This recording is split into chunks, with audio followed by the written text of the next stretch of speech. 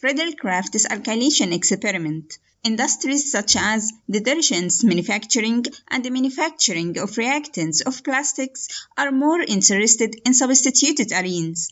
In the year 1877, the French chemist Charles Friedel and American chemist James Crafts both were able to substitute the hydrogen in the benzene ring with an alkyl halide.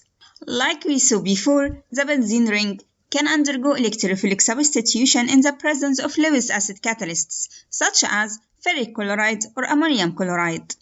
Today we will see the electrophilic substitution of benzene ring that results in introducing alkyl group. Let's see the experiment first, then we will go through the reaction mechanism. First, prepare a clean dry apparatus for the experiment. You will need a clean dry flask, 2 transferring beakers, measuring cylinder, magnetic stirrer, and ice bath. You also will need a separatory funnel to separate the organic layer from the water liquid layer, and a rotary evaporator to get rid of the solvent. You need to make sure all glasswares are clean and dry. Also, you need to perform the reaction in a fume hood, because the reactants produce toxic volatile fumes, and one byproduct of the reaction is hydrogen chloride gas, which is toxic. The first step of the experiment is to place the clean dry flask in the ice bath. The reaction is exothermic and proceeds vigorously at room temperature, so you need to perform all steps in ice bath inside the fume hood. Placing the empty flask in the ice bath prevents benzene from evaporating once you place it in the flask. In the second step, use the transferring beaker to transfer 2 ml of benzene liquid into the measuring cylinder. Pour the 2 ml in the flask you placed in the ice bath. The third step is to use a transferring beaker to transfer isobutyl chloride into the measuring cylinder and measure 6 ml of isobutyl chloride. Place the 6 ml into the flask in the ice bath. Open the stirrer to mix well all the reactants. While mixing, add an analytic amount of your catalyst, ammonium chloride, around 1 granule in the flask to start the reaction. The reaction starts right away, and you will see hydrogen chloride bubbles coming out from your flask. Now the flask contains the product, tert-Butylbenzene, unreacted materials, and ammonium chloride. Wash your product with water to wash off the ammonium chloride catalyst by pouring water in the flask and transfer your mixture to a separating funnel. Add dimethyl ether to dissolve your product, tert-Butylbenzene, and separate the 2 layers using a separating funnel.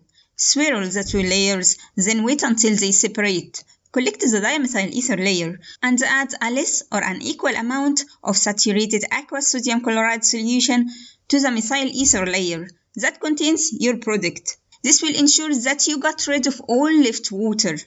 In some cases, you will need to use a dry reagent to completely dry your product and decant your liquid to get rid of the drying reagent particles. The last step, use a rotary evaporator to get rid of the dimethyl ether solvent. Remember to weigh your rotary flask before and after to get the difference, which is your product. Your product will appear as a yellowish liquid in the flask. Let's look at the reaction mechanism of the experiment. In this reaction, the benzene reacts with the alkyl halide in the presence of Lewis acid catalyst, ammonium trichloride, to produce alkyl benzene and hydrogen chloride. Let's look at the reaction mechanism of isobutylbenzene formation. In the first step, the electrophile forms. This happens due to the attack of one lone pair of chlorine atom of the isobutyl chloride to the aluminum atom of the Lewis acid ammonium trichloride. As a result, the isobutyl chloride aluminum chloride complex forms, in which the chlorine ion of the isobutyl carries a positive charge and the aluminum has a negative charge. This is why rearrangement happens directly to form tert-Butyl cation aluminum tetrachloride ion pair. In the second step, the double bond of the benzene ring acts as a nucleophile and attacks the formed electrophile, and a new bond forms between the nucleophilic ring and the electrophile. As a result, a carbon cation is formed. The carbon cation's positive charge alternates along the aromatic ring. These are the three possible resonance structures of the formed carbon cation. In the third step, the formed carbon cation loses one proton to the aluminum tetrachloride ion pair, and the tert-Butylbenzene is formed and the ring aromaticity is generated as well. You can see here the reaction results in the formation of the hydrogen chloride as a byproduct. In our next video, we will talk in detail about the alkylation and acylation mechanisms of Friedel crafts for arenes compounds.